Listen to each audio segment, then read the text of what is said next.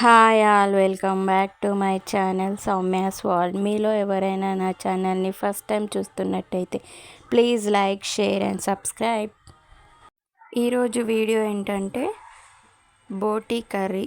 ఇది చేయడం చాలా సింపుల్గా, ఈజీగా ఎలా చేసుకోవాలో ఈ వీడియోలో చూపెడతాను.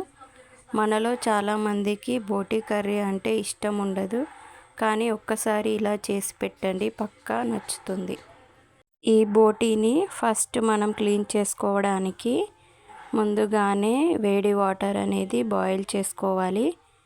ఆ తర్వాత ఈ బోటీని అందులో వేసి మంచిగా అందులోనే ఒక 5 మినిట్స్ ఉంచాలి.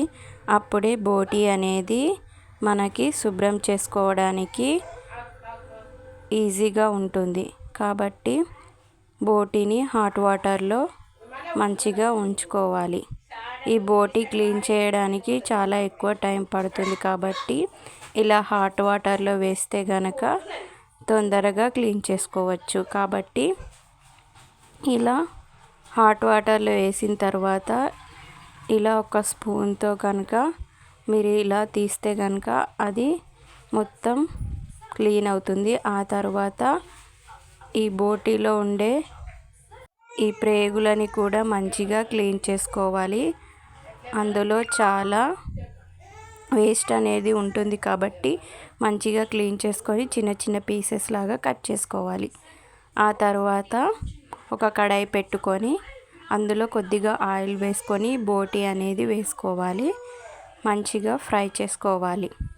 ఇలా ఫ్రై చేసుకోవడం వల్ల బోటీకి మంచి టేస్ట్ వస్తుంది. ఇలా కొంచెం కలర్ చేంజ్ అయ్యే వరకు మంచిగా ఫ్రై చేసుకోవాలి. ఇది కూడా ఫ్రై అవ్వడానికి కొద్దిగా టైం పడుతుంది, కాబట్టి మీడియం టు లో ఫ్లేమ్లో పెట్టుకొని మంచిగా ఫ్రై చేసుకోవాలి. హై ఫ్లేమ్లో పెట్టుకుంటే తొందరగా మాడిపోతుంది. ఇలా ఫ్రై అయిన దాన్ని పక్కకు తీసుకొని పెట్టుకొని ఇప్పుడు కర్రీ ప్రిపరేషన్ కోసం ఒక గిన్నె పెట్టుకొని అందులో కొద్దిగా ఆయిల్ వేసుకొని మనం ఆనియన్స్ అనేటివి ముందే కొద్దిగా పేస్ట్ లాగా చేసుకోవాలి. అప్పుడే కర్రీ అనేది టేస్టీగా ఉంటుంది. ఆనియన్స్ వేసిన తర్వాత కొద్దిగా ఫ్రై అయిన తర్వాత పచ్చిమిర్చి అండ్ కరివేపాకు, పుదీనా ఉంటే పుదీనా కూడా వేసుకోవచ్చు. ఆ తర్వాత అల్లం వెల్లుల్లి పేస్ట్ వేసుకొని మంచిగా ఫ్రై అయ్యే వరకు ఫ్రై చేసుకోవాలి. ఆ తర్వాత వెల్లుల్లిని ఒక 2-3 తీసుకొని అందులోనే యాలకులు, లవంగాలు వేసుకొని దంచుకొని అది కొద్దిగా వేసుకున్న తర్వాత అందులోనే బగారాకు పువ్వు కూడా వేసుకొని మంచిగా ఫ్రై చేసుకోవాలి. ఆ తర్వాత కొద్దిగా పసుపు వేసుకొని మంచిగా ఫ్రై చేసుకోవాలి. ఇవన్నీ ఫ్రై అయిన తర్వాత మనం ముందుగా పక్కన తీసి పెట్టుకున్న బోటీని కూడా ఇందులో వేసుకొని కొంచెం ఫ్రై చేసుకోవాలి.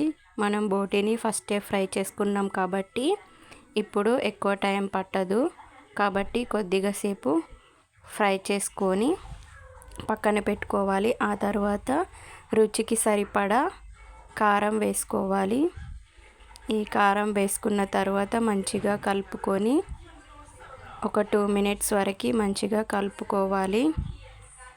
ఆ తర్వాత కొన్ని వాటర్ పోసుకొని మనం మంచిగా కలుపుకొని ఉడికించుకోవాలి.